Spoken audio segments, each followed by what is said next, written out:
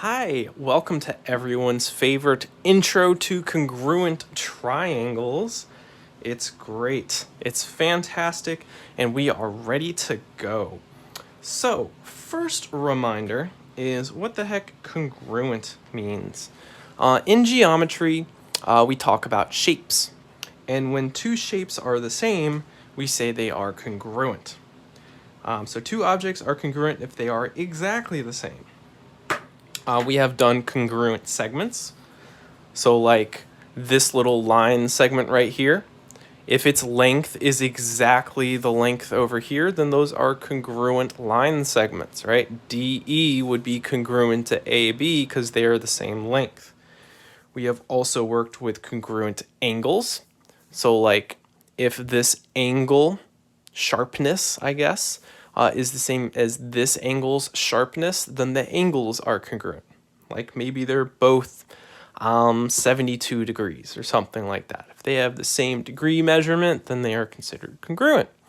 But the idea of congruence can be applied to any object at all.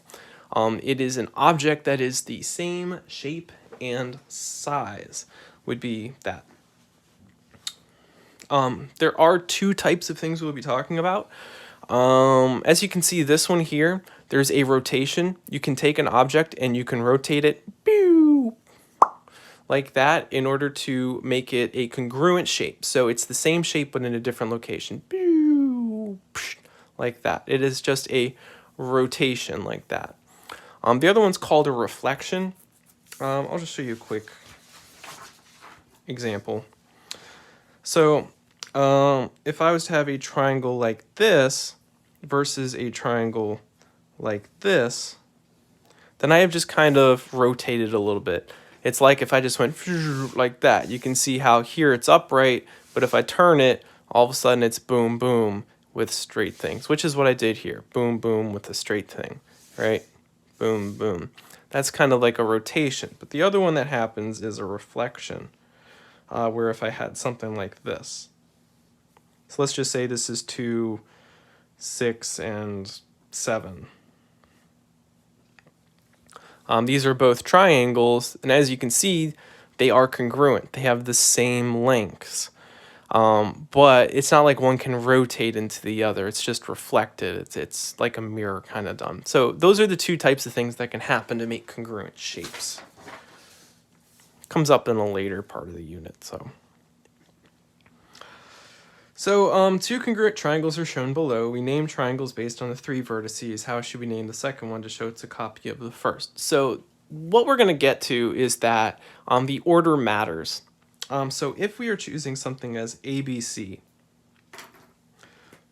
if I am choosing A, then A is going to be matching to D in this one. Like there's nothing special happening in this one.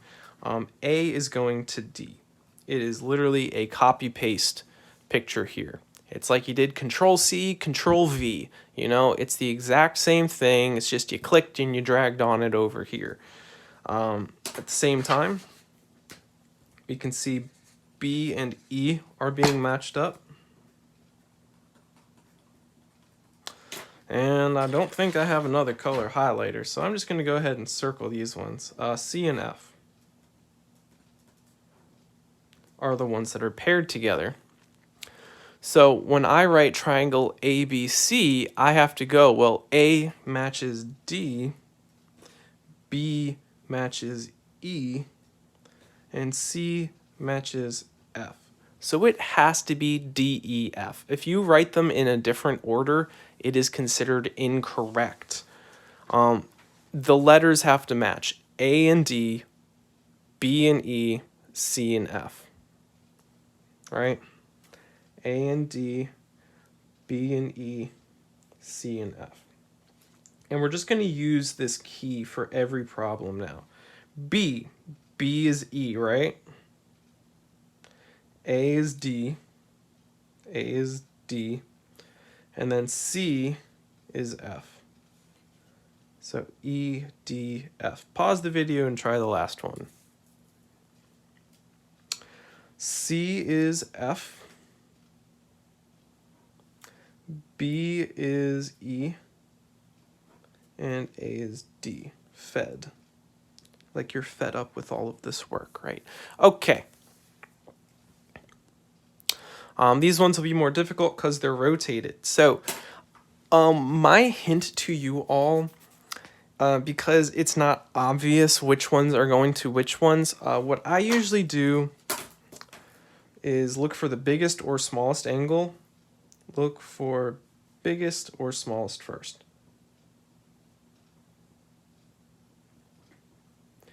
And those ones will be the ones that match, right? Because it does not tell you. Sometimes it'll tell you. Most of the time it'll tell you. But if you don't know, then look for the biggest or the smallest. And those ones will match. So in this one, what's an obtuse triangle? Meaning one angle is over 90. So whichever angle is over 90 is going to be the angle that's definitely different than the other ones. So here that's B.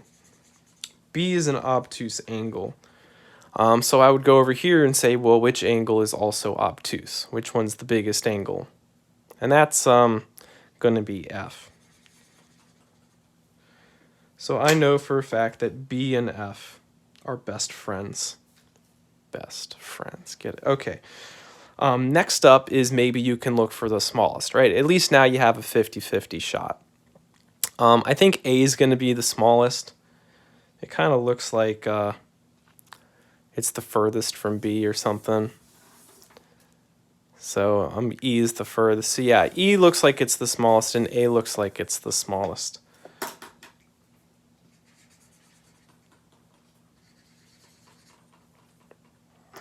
Like so. So A and E go together. Aye. And since, you know, C and D are the only ones left, they got to get paired together as well. So A goes with E. B goes with F, best friends, and C goes with D. So E, F, D. Go ahead and try the next two. Okay, cab, D, E, and the B is F.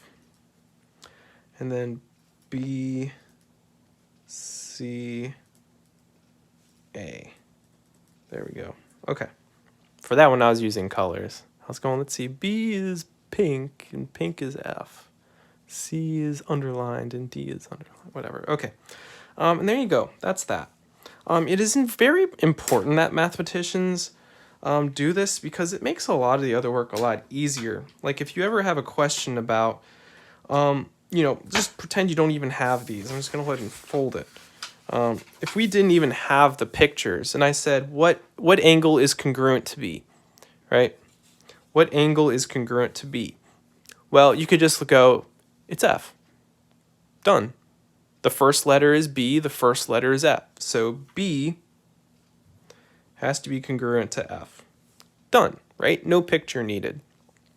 If I wanted to say what is BA congruent to, the line segment? What is BA congruent to? Well, B and A is the first and third letters, right? The first and the third. So the first and the third here are F and E. So no picture needed.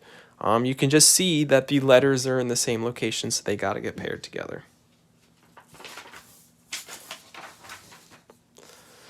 So if two triangles are congruent, then their corresponding parts are congruent. So since you're comparing two triangles, there are pairs of congruent angles, right? One pair, two pair, three pairs of congruent angles. And as for the sides, there's one pair of sides, two pairs of sides, three pairs of sides, which means you have 6 total pairs of congruent parts, not to mention the fact that the triangles themselves are also congruent. So given ABC is congruent to DEF, mark the diagrams. So once again, we can do that whole trick where A has to be with D, right? The first letter matches the first letter. So A and D can both be marked with one little arc.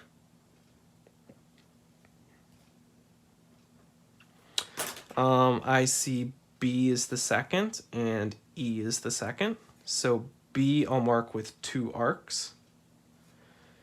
And E I will mark with 2 arcs. And then F is the last one.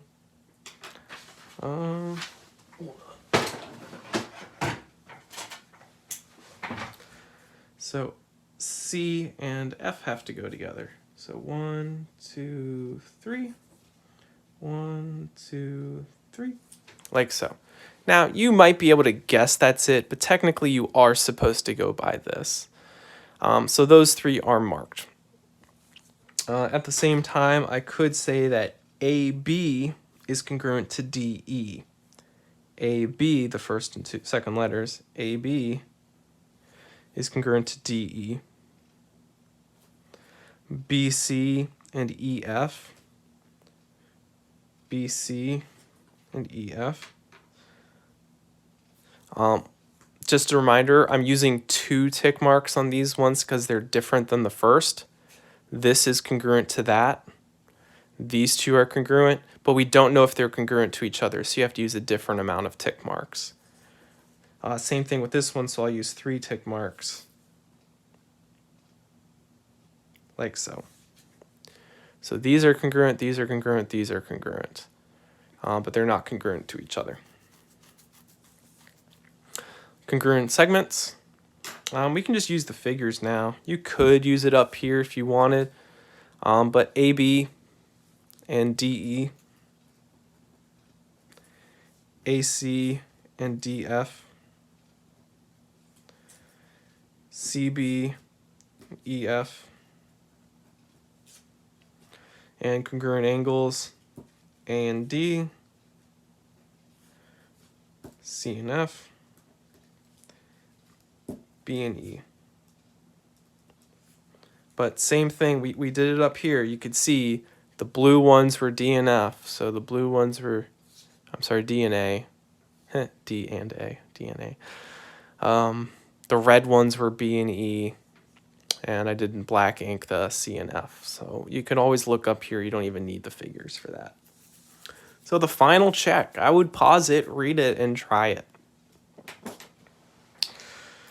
Given that M and O is congruent to X, Y, Z, so let's see, M and X, N and Y, so N and Y, and then O with Z. Cool, done. With MN is 5, YZ is 10, and XZ is 12.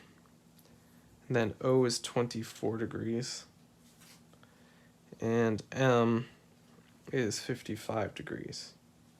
Complete the diagrams below. Okay, so I guess I'll do angles first. That definitely looks the easiest.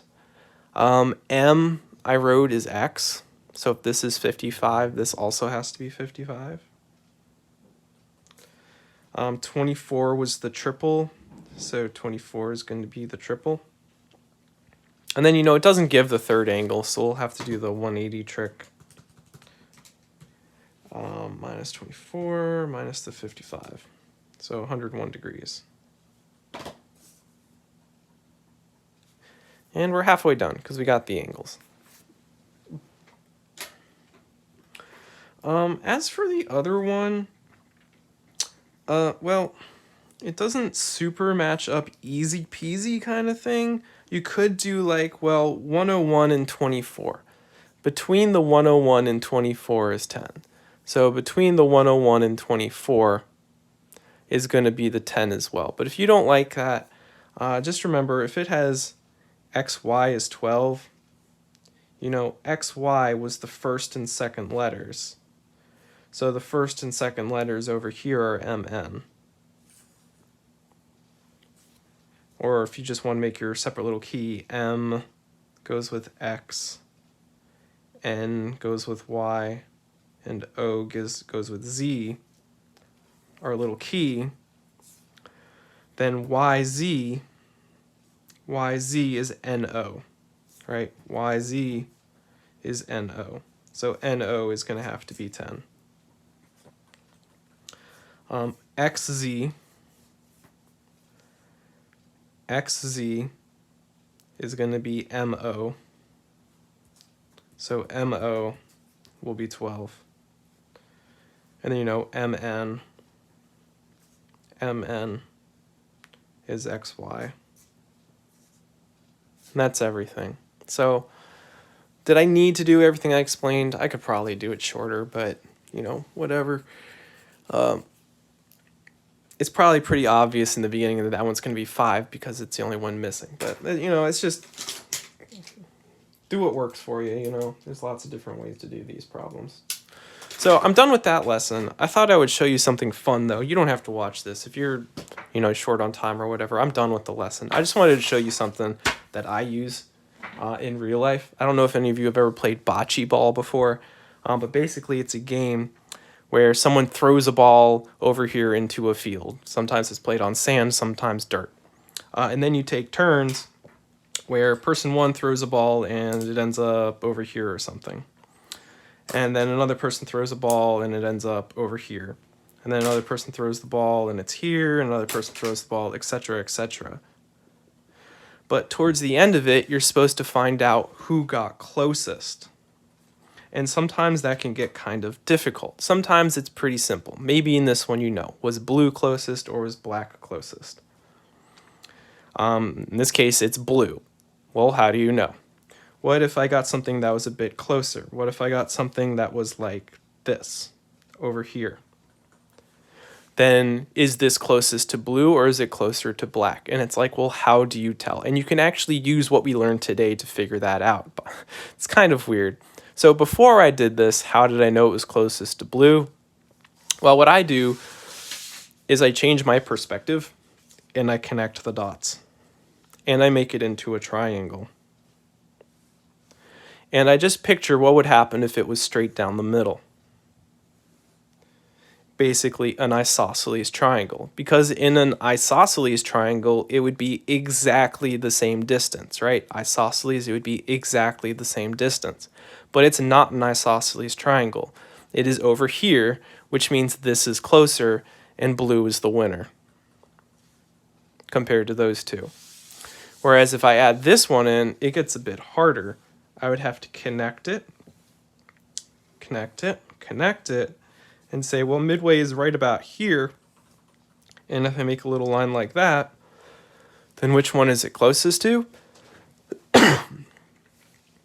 And this one, it looks like it's very close, very slightly on black. So black would win. Excuse me. So it's a cool thing you can do if you're playing something like horseshoes or bocce ball. Yeah. Just picture it as an isosceles triangle, and then when it's not an isosceles triangle, if it's closer on the left, then the left one gets it, and if it's on the right, then the right one gets it. So I always think that's pretty cool. That's how I use it. Anyways, if you're still listening, thank you and have a good one. Bye-bye.